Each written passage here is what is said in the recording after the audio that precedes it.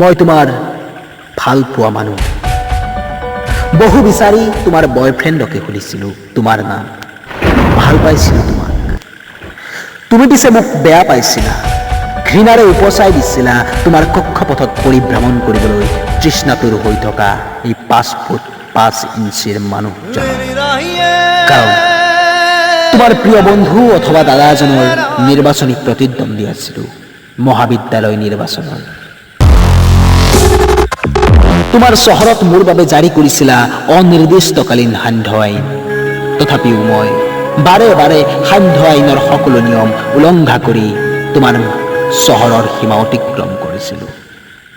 তুমি খং কৰিছিলা আৰু মই ভাল পাইছিলোঁ, যাৰ বাবে নিৰ্বাচনী প্ৰচাৰত তোমাকে কৈছিলোঁ যোগ্য বিবেচিত হওঁ যদি তোমাৰ বহুমূলীয়া ভোটটি পাম বুলি মই আশাবাদী।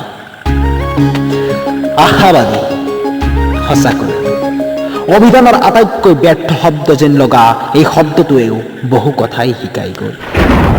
তুমি খং কৰিছিলা, তৎসত্ত্বেও মই বাৰে বাৰে তোমাৰ চহৰত খোজ দিছিলোঁ মোৰ গণতান্ত্ৰিক অধিকাৰ বিচাৰি। কিয়নো তোমাৰ খঙাল মুখমণ্ডলৰ প্ৰেমত পৰিছিলোঁ মই। আনকি তোমাৰ নামো জনা নাছিলোঁ, মাথো জানিছিলোঁ তুমি কাৰোবাৰ প্ৰেয়সী, আৰু জানিছিলোঁ তোমাৰ বাবে পৃথিৱীৰ আটাইতকৈ বেয়া পোৱা মানুহজন মই। তথাপিও দুখ কৰা নাছিলোঁ, মাথো বিশ্বাস ৰাখিছিলোঁ এদিন তোমাৰ প্ৰিয় মানুহজন হৈ মন বাগিচাত ফুলাম মদাৰৰ ফুল। ব্যৰ্থ প্ৰেমিকৰ দৰে কলেজ কৰিডৰত চকুলো টুকি ঘৰমুৱা হওঁ ৰঙা বেলিৰ সতে। তোমাৰ বিবেকেৰে যোগ্য বিবেচিত নহওঁ যদিও বিপুল ভোটেৰে বিজয়ী হওঁ, আৰু মোৰ বিজয় উল্লাস দেখি তুমি জ্বলিছিলা। আগ্নেয়গিৰি উৎকীৰণ হৈছিল আৰু লাভাবোৰে যেন মোক খেদি আহিছিল। খন্তেকলৈ মই স্তব্ধ হৈ পৰিছিলোঁ।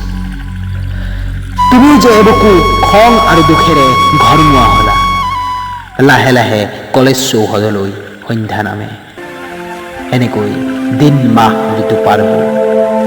আশা আৰু বিশ্বাসবোৰ বুকুতে মৰহিব ধৰিছিল, কিন্তু হতাশ হোৱা নাছিল। লাহে লাহে তোমাক ভয় আৰু লাজেৰে মাতিবলৈ ললো।